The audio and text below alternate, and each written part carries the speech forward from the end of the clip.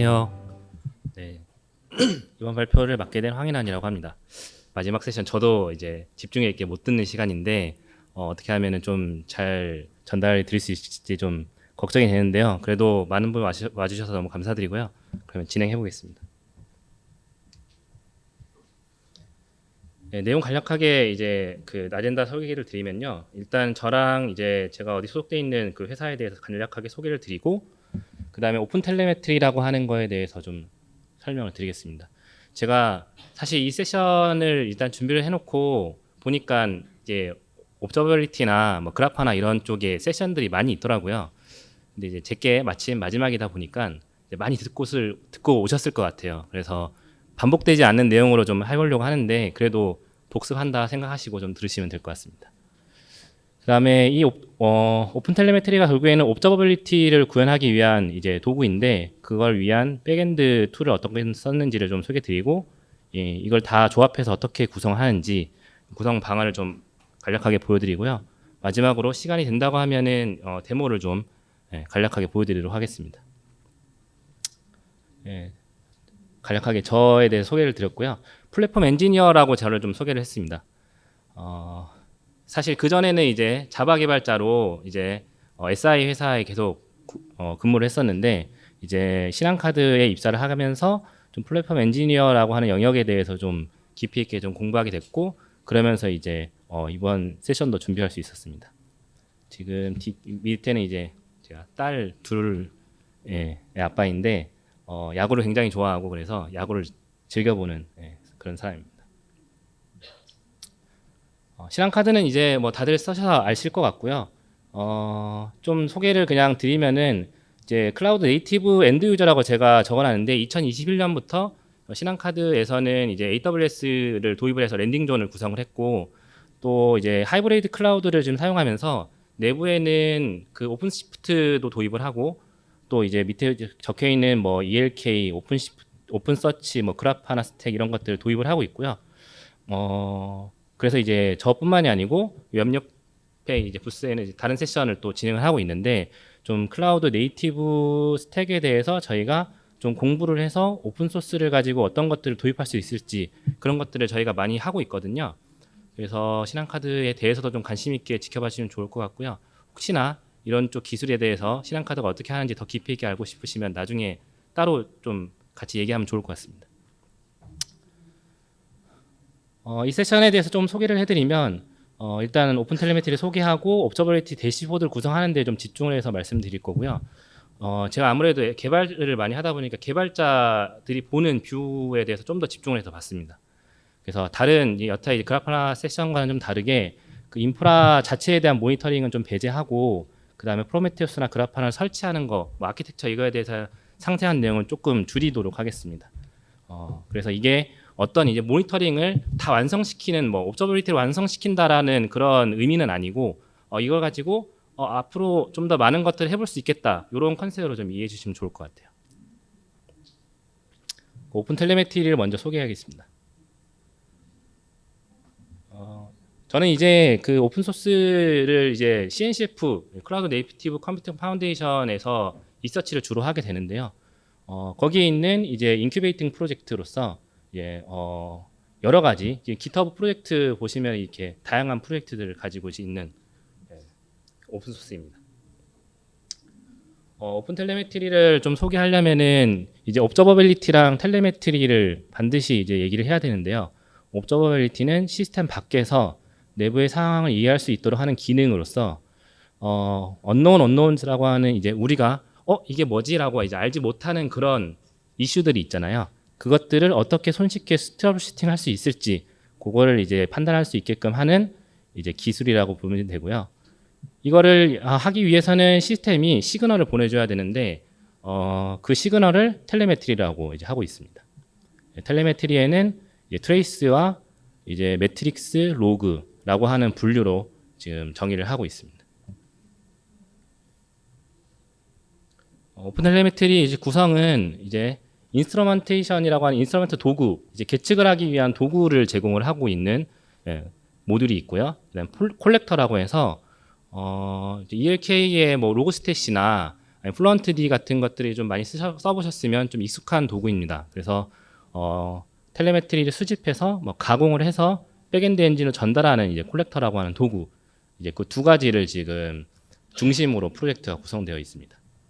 그래서 이거를 조합해서 같이 쓸 수도 있고 따로따로 쓸 수도 있는 그런 기술입니다.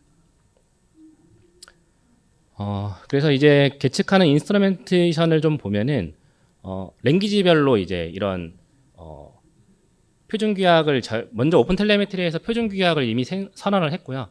거기에 준수하는 각각의 이제 랭귀지의 그 구현체들을 다 지금 만들어 놓고 제공을 하고 있습니다. 그래서 사이트를 가보시면은 다양한 랭귀지에 대해서 지금 제공을 하고 있고요.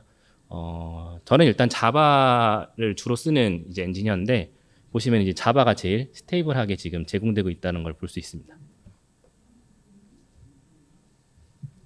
사용하는 방법인데요.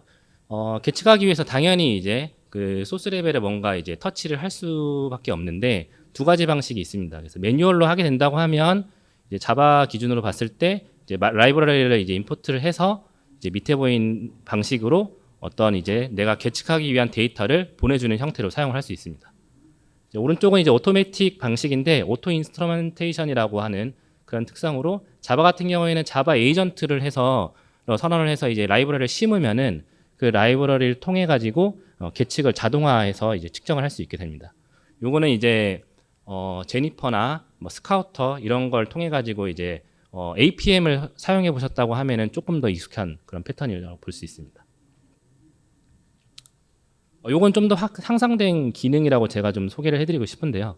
오픈 텔레메트리 그 인스트루멘테이션을 SDK로 뭐 심는다고 하면 이제 컨테이너 같은 경우에는 이제 도커 이미지에 그 자르 파일을 이제 내장시켜서 배포하게 될 텐데요. 그거를 이제 오토 인스트루멘테이션 인젝션이라고 하는 방식을 이렇게 제공을 하는 방법은 오픈 텔레메트리 쿠버네티스 오퍼레이터 패턴을 통해 가지고 배포를 하게 되고요. 오퍼레이터를 인스톨을 하고 그 다음에 커스텀 리소스 대비가 됩니다. 이게 보시면은 오퍼레이터는 어떤 동작을 하기 위해서 띄워지는 파드라고 볼 수 있고요.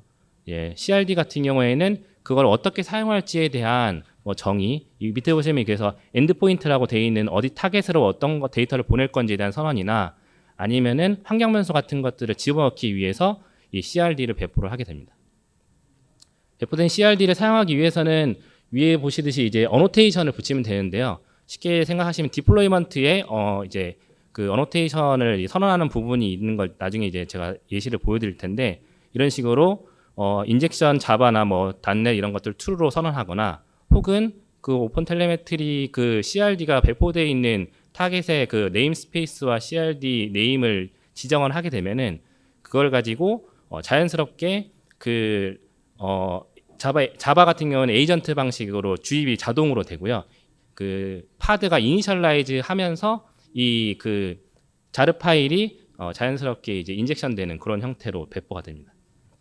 그래서 이렇게 쓰게 되면은 저는 이제 관심사 분리라고 하는데 이제 프로그램 개발자들이 이런 이제 계측하는 거에 대한 특정한 뭐 요건을 검토하지 않더라도 혹은 도커 이미지를 만들거나 배포를 준비하는 과정에서도 별다른 고민 없이 개발할 수 있게 되고 이제 이런 플랫폼 엔지니어가 이런 영역에서 이제 이런 툴들을 제공할 수 있게끔 하게 되는 그런 기술로 좀 이해하고 있습니다. 콜렉터는 사실 제가 이번 이제 아직까지는 저도 그렇게 사용을 많이 하고 있지는 않는데 이제 어쨌든 이제 오픈 텔레메트리를 소개하는 과정에서 좀 같이 소개를 드리고요. 그래서 리시버와 프로세서, 익스포터로 구성되어 있는 이제 하나의 이제 모듈로 보시면 되고 파드가 배포된다고 보시면 됩니다. 그래서 프로세서에서 필터링이나 어트리뷰트를 추가한다든지 매트릭을 삭제하는 등의 작업을 가능하게 되고 얘는 이제 특징이 아까 보셨던 텔레메트리 데이터를 다 수집할 수 있기 때문에 뭐 저희가 이제 인프라 기존 이제 지금 현재 이제 클라우드 네이티브 인프라에서 이제 그라파나나 뭐 프로메테우스 뭐 ELK 스택 이게 개별적으로 로그나 매트릭 정보를 이제 수집하던 것들을 한 곳에 모을 수 있는 좀 장점을 가지고 있습니다. 이제 수집하는 패턴을 세 가지 종류로 지금 얘기를 하고 있는데요. 첫 번째는 이제 콜렉터가 없는 방식이고 이게 지금 제가 사용하는 방식입니다. 요거 같은 경우에는 이제 오픈 텔레메트리 그 사이트 공식 홈페이지에서 소개하기로는 좀 작은 단위나 혹은 POC 레벨에서 사용할 때는 이 방식이 제일 일반적이고 좀 볼륨이 커지거나 이제 운영 모드에서는 좀 지양했으면 한다라고 일단은 소개를 하고 있습니다. 저는 아직까지는 이렇게 사용해도 괜찮다고 좀 보고 있고요. 밑에는 이제 에이전트랑 콜렉터를 같이 배포하는 파드 안에 사이드카로 콜렉터를 배포하는 패턴이고 이렇게 했을 때 이제 콜렉터에서 이제 그 파드 안에 있는 우리 어플리케이션들이 발생하는 그런 텔레메트리를 한 번에 모아서 강화한 다음에 뭐 배치 형태로 이제 쏴줄 수 있는 그런 기능 장점은 좀 가지고 있습니다. 세 번째는 이제 콜렉터라고 하는 서비스를 디플로이로 따로 떼어서 배포를 하고 그걸 이제 뭐 로드 밸런스, 뭐 인그레스를 통해 가지고 이 로드 밸런싱 한 다음에 거기다가 이제 쏴주는 형태가 됩니다. 여러 개의 콜렉터를 배포를 했을 때 그럼 이걸 어떻게 관리할 것인지에 대한 그런 기술도 지금 오픈 텔레메트리에서는 소개를 하고 있는데요. 그게 이제 OPAMP라고 하는 오픈 에이전트 매니지먼트 프로토콜이라고 해서 이 프로토콜 하에서 그 콜렉터를 이제 어떤 매니지먼트 할 수 있는 기술을 제공을 하고 있고요. 요거는 이제 컨트롤 플레인을 배포를 하게 되면은 각각의 콜렉터가 그 매니지먼트 하는 API를 받아서 예를 들면은 재배포를 한다든지 아니면은 중앙에서 관리할 수 있게끔 하는 기술을 제공하고 있습니다. 제가 말씀드렸듯이 이제 어플리케이션을 옵저버빌리티를 하기 위한 그런 기술로 지금 소개를 해드렸고 거기에 필요한 가장 중요한 피처가 뭔가라고 했을 때 요거를 지금 소개를 해드리고 싶어요. 이젠플라러스라고 하는 이 기능인데 요거는 이제 매트릭 정보에다가 이제 뒤에서 이제 저희가 이제 트레이스 할 수 있는 트레이스 아이디를 이제 같이 추가를 해서 뒤에 있는 백엔드에 다른 이제 트레이스 엔진과 같이 혼합해서 사용할 수 있게끔 하는 기능이고요. 요걸 가지고 소위 말해서 우리가 어떤 이제 요청이 에러가 나거나 지연이 됐을 때 그 매트릭 정보를 통해 매트릭에 찍히겠죠. 그 찍힌 매트릭을 보고 이게 어디서 오류가 나는지 추적할 수 있게끔 하는 그런 기술로 지금 소개를 할 수 있습니다. 여기가 이제 그 오픈 텔레메트리에서 매트릭 정보를 지금 제가 컬러 이제 찍은 건데 밑에 보시면 트레이스 아이디가 박혀 있고 이 트레이스 아이디를 통해 가지고 실제 어느 그 어플리케이션의 어느 스택에서 이제 문제가 생겼는지를 추적할 수 있게 됩니다. 다음으로 이제 백엔드를 이제 소개를 해드릴 텐데요. 많이 아시는 도구들이고 제가 이제 어떻게 이것들을 선택했는지만 좀 설명을 해드리면은 저 아까 말씀드렸듯이 저는 이제 CNCF에 있는 이제 오픈 소스 프로젝트들을 중심으로 보고 있고요. 그래서 거기에 보시면은 옵저버빌리티라고 하는 스택이 있고 거기에 이제 뭐 로그나 뭐 모니터링, 로깅, 트레이싱 관련된 그런 툴들이 이제 많이 나열되어 있습니다. 음영으로 표시되어 있는 것들은 사이트 가보시면 있는데 이것들은 이제 상용 서비스이기 때문에 배제를 했고 그 중에서 프로메테우스, 그라파나, 뭐 그라파나 로키, 그라파나 템포 뭐 이런 것들을 지금 사용했다라고 지금 소개를 하고 있습니다. 사실 다른 도구를 써도 동일하게 지금 동작은 하지만 그냥 백엔드는 제가 그냥 익숙한 것들 위주로 좀 선택했다고 보시면 될 것 같습니다. 프로메테우스는 이제 많이들 아실 것 같고 넘어가겠습니다. 그라파나도 이제 너무나 이제 대중적이기 때문에 좀 넘어가고 로키라고 하는 것 한번 간략하게 소개드리면은 이제 기존에 저희가 로그를 추적하는데 플런트D나 이런 뭐 플런트빗을 통해서 이제 엘라스티서치에 넣는 게 이제 가장 대표적인 패턴인데 엘라스티서치가 생각보다 많이 무겁더라고요. 그래서 로그를 그냥 단순히 보는데 쓰는 비용 치고는 굉장히 좀 불편하다 이렇게 생각을 했고 로키를 좀 보니까 로키 같은 경우에는 이제 메타데이터만 인덱싱하는 좀 특징을 가지고 있어서 그 뒤에 있는 제이슨 필드에 대해서는 따로 인덱싱을 하지 않는 좀 장점과 단점을 같이 지금 가지고 있습니다. 그래서 저희가 로그를 뭔가 계속 봐야 되는 타임 시리즈 DB로 쓰기에는 굉장히 적절하다고 봤고요.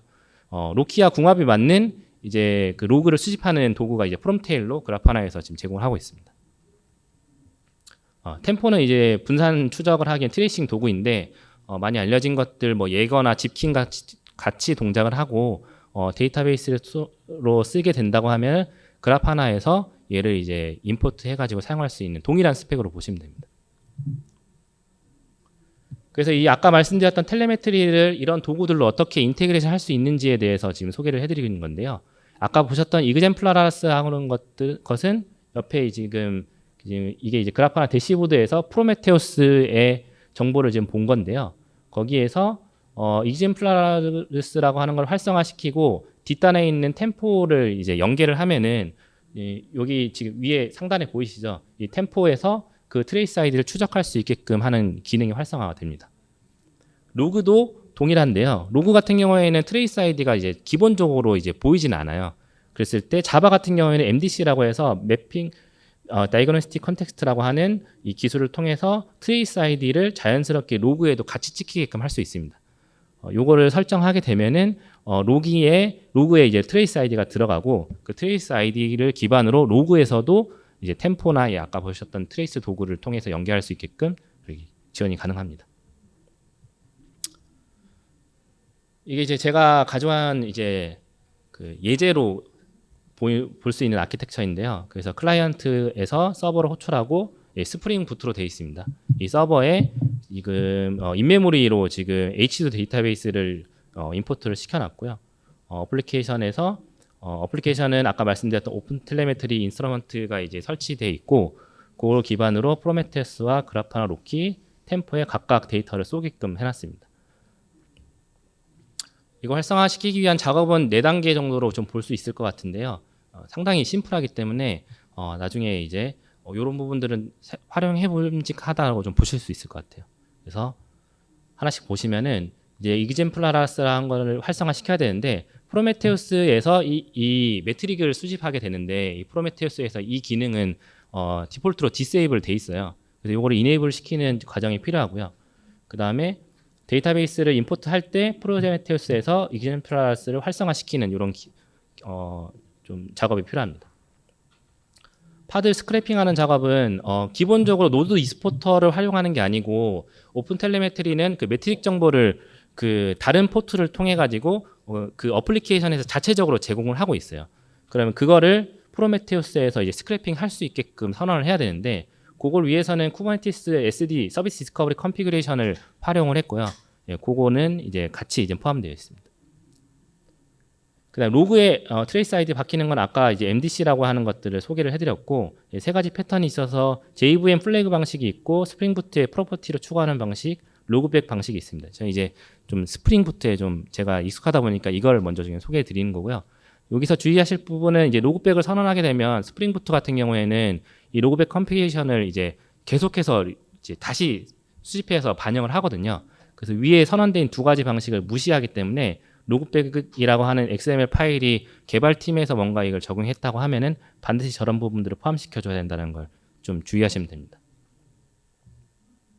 네, 로키에서 아까 말씀드렸듯이 트레이스 아이디를 파싱을 해서 이제 템포라는 데 이제 연계하는 그 컨피그레이션도 추가를 해놨습니다.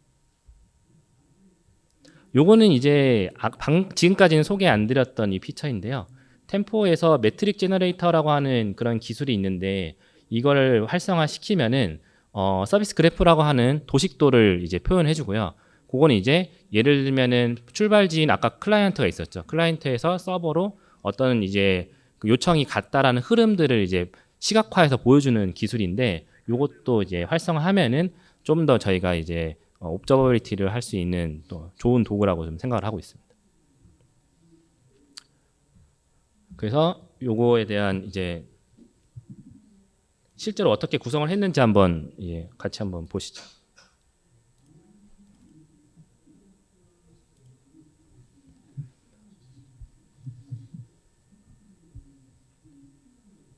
이 자료는 제가 그 GitHub에 여기 업로드한 자료이고요.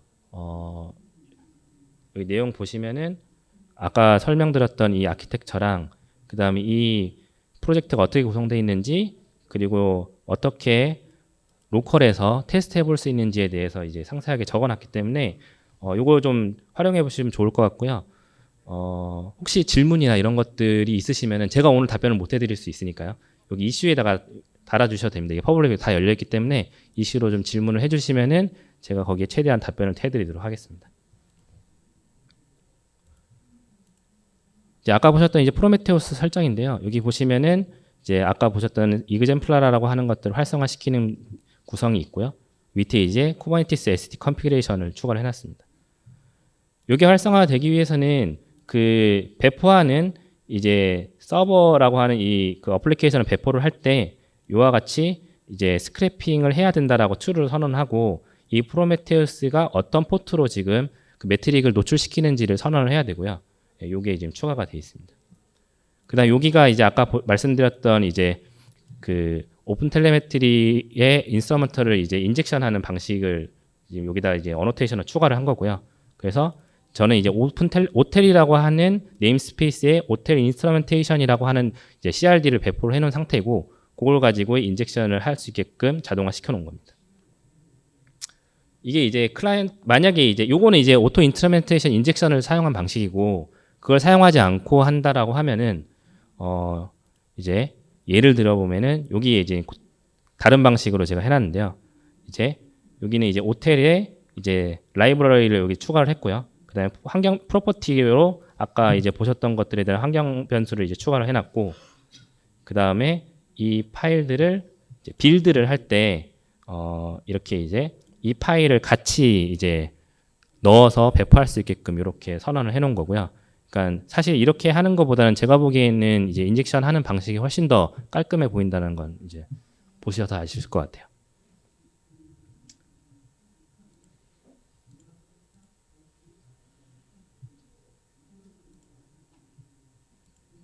그다음 템포 여기 설정인데 이 템포는 아까 보셨던 그 매트릭 제너레이터를 이제 제너레이션 했을 때 얘는 매트릭 방식으로 이제 밖에다가 이제 노출을 하거든요.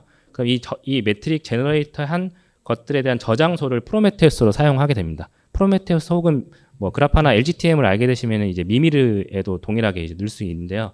이제 일단 이렇게 해서 리모트 라이트를 하게 되면은 그 정보가 프로메테우스에 저장되고 템포가 이 매트릭에 대해 쿼리를 받았을 때 프로메테우스와 통신을 해서 데이터를 가져오게 됩니다. 원래는 제가 아까 보여드렸던 이 시나리오대로 제가 하나씩 다 배포를 하면서 보여드리려고 했는데 시간이 많지 않아 보여서 제가 일단 다 배포를 해놨고요.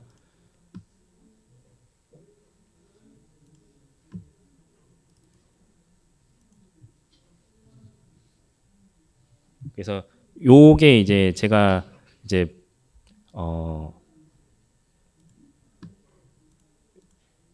이 대시보드라고 하는 것을 제가 그냥 셀프로 만들어서 넣은 대시보드고요.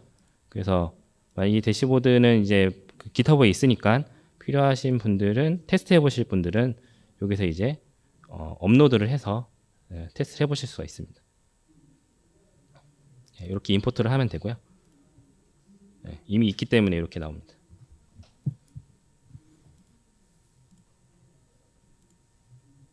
그래서 여기가 이제 뭐 메모리 정보랑 뭐 스레드나 그 뭐 실행 중인 스레드 요청 상태 뭐 이런 것들을 지금 표현하고 있고요. 제가 API를 몇 개 만들어놨는데 뭐 예를 들면은 이렇게 호출을 하면은 이제 이와 같이 그냥 몇 가지 회사에 대한 정보를 제가 DB에다가 인메모리 DB에다가 넣어놓은 상태고 걔를 지금 가져오고 있습니다. 이제 마이크로소프트 회사에 대한 정보를 호출했는데 제가 설명을 붙여놨는데 테스트를 위해서 여기 보시면 단건을 조회할 때는 응답을 5초를 일부러 지연을 시켜놨습니다. 그 다음에 404라고 하는 걸 호출을 하게 되면은 클라이언트에서 아까 서버를 호출한다는데 그 서버를 호출할 때 서버에 없는 그 서비스를 호출하게 돼서 에러를 일부러 낸 상태이고요. 이 클라이언트에서 자연스럽게 그 익셉션을 핸들링 했기 때문에 클라이언트에서는 정상적으로 200이 떨어지지만 그 중간에 있던 오류가 발생하게 되는 그런 그 시나리오를 지금 구성해 놓은 상태입니다. 그래서 이런 이제 서비스를 호출하게 됐을 때 여기 보시면은 이제 주요하게 볼 거는 저는 이제 이그젠플라라고 하는 데에서 이제 HTTP 듀레이션 버킷이라고 하는 매트릭 정보를 이제 프로메테우스가 수집하게 되고요. 이 정보 안에는 그 어떤 요청이 들어왔을 때 지연이 얼만큼 일어났는지를 저장을 하고 있거든요. 그 저장한 정보를 가지고 예를 들면 아까 말씀드렸듯이 5초간 지연이 있었던 정보가 어떤 건지를 추적을 할 수 있습니다. 그래서 여기 보시면 트레이스 아이디가 있고 이 트레이스 아이디를 통해서 템포에 쿼리를 하게 되고요.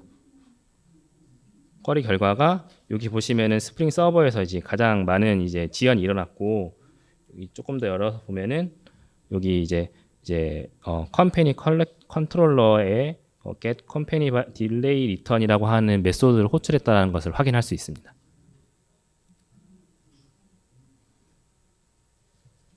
여기 아까 보셨던 그 매트릭 제너레이터를 통해서 나왔던 플로우 차트고요.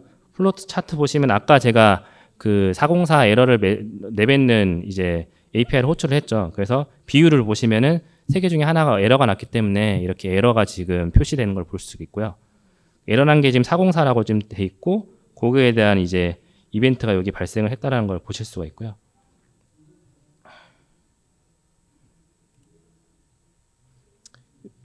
그걸 추적해 보면은 여기 스프링 클라이언트에서 지금 에러가 났다라는 걸 여기서 시각적으로 보실 수가 있습니다. 그다음에 여기 로그도 같이 볼 수 있게끔 해놨는데, 이 로키의 특성이 그 어떤 파라미터가 하나도 없으면 이제 나오지가 않더라고요. 그래서 예를 들면은 여기 이제 제가 이제 어트리뷰트를 선언해놔서 클라이언트에 대해서만 보이게끔 했다라고 하면 거기에 대한 로그가 보이는 걸 보실 수가 있고요. 아까 여기에도 그 트레이스 아이디를 추적할 수 있게끔 그 설정을 추가해놨기 때문에 여기서 이제 보시면은 얘는 404 에러가 났던 아까 로그죠. 그 로그에 대해서 템포에 가서 똑같이 추적할 수 있게 됩니다.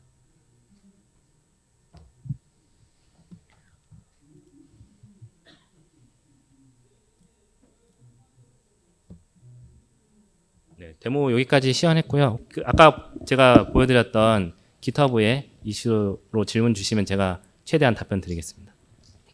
그럼 이것으로 발표를 마치겠습니다. 좋은 발표를 해주신 황인하님께 다시 한번 큰 박수 부탁드립니다.